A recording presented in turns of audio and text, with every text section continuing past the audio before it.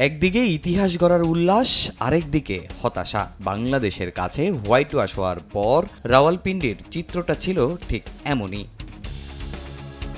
বাংলাদেশের কাছে ২-০তে test series হেরেছে পাকিস্তান। ক্রিকেটারদের পারফরমেন্সের সঙ্গে মাঠে তাদের অ্যাপ্রোচ নিয়েও হচ্ছে বিস্তর সমালোচনা। তবে কটাক্ষ করলেও টাইগারদের বিপক্ষে এমন হারে কষ্ট পেয়েছেন সাবেকরা। পাকিস্তান ক্রিকেটের ভবিষ্যৎ নিয়েও চিন্তিত তারা।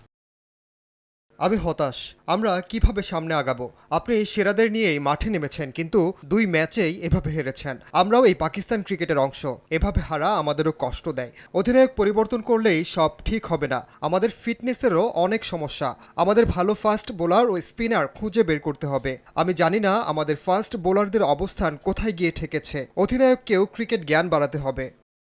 পাকিস্তান ইতিহাস সমৃদ্ধ একটা দল। ওয়াকার ওয়াসিম, ইউনুস, মুস্তাক সাকলাইনদের মতো অনেক কিংবদন্তি জন্ম নিয়েছে এই দেশটিতে। আর সেই দলটারই এমন হাল মানতে পারছেন না কেউ। শুধু এই সিরিজ নয়, শেষ ৫ টেস্টে জয়ের মুখ দেখেনি পাকিস্তান। মানসিকভাবেও বিপর্যস্ত দলটা। দেশের ক্রিকেটকে বাঁচাতে সাবেকরাও দিচ্ছেন পরামর্শ। দেয়ালে দাগ নিয়ে নো টেনশন, থাকলে Rainbow Acroplast emulsion. Rainbow paints, the colour of joy. বিগত দিনে হোম সিরিজে যত বড় দলই আসুক না কেন, আমরা তাদের হারিয়েছি। আমাদের ব্যাটাররা অনেক রান করত, কিন্তু এখন কি হচ্ছে? আমি মনে করি তাদের মানসিকভাবে আরও শক্তিশালী হতে হবে এবং নির্দিষ্ট লক্ষ্য ঠিক করে এই পরিস্থিতি থেকে বেরিয়ে আসতে হবে।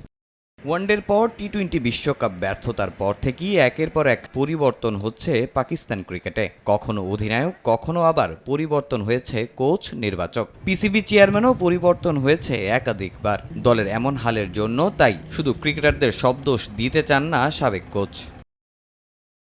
আমাদের ক্রিকেট এমন একটা জায়গায় এসে পৌঁছেছে, এটা খুবই কষ্টদায়ক। বাংলাদেশ দুর্দান্ত পারফরমেন্স করেছে, তাদের ক্রেডিট দিতেই হবে, কিন্তু আমাদের ব্যাটসম্যানরা এভাবে ধসে পড়বে ভাবিনি। এটা খুব খারাপ দিক। আমি শুধু ক্রিকেটারদের সব দোষ দেব না, কারণ গেল ১.৫ বছরে বোর্ডে কি হচ্ছে এগুলো। বারবার ক্যাপ্টেন, ম্যানেজমেন্ট পরিবর্তন হওয়ার প্রভাব দলে পড়েছে।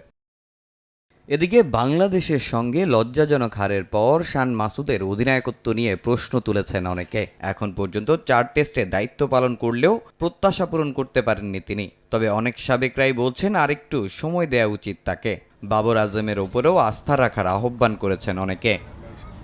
তামিম হোসেন, সময় সংবাদ।